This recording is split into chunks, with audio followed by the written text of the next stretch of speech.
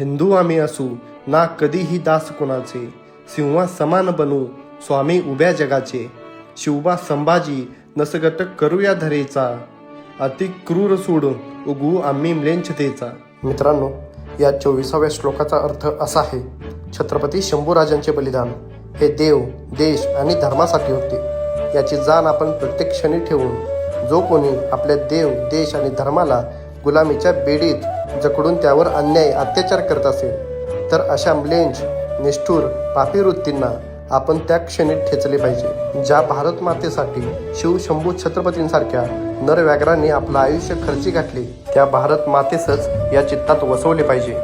आणि म्लेच्छ, पापी वृत्तींच्या राजवटी आणि त्यांचे ते दासत्व झुगारून देऊन अखंड जंगलावर राज्य करणाऱ्या मृगेंद्र वनराजाचा आदर्श घेऊन आणि शिव शंभू छत्रपती नावाची कधीही न संपणारी ऊर्जा उरी धगधगत ठेवून शिव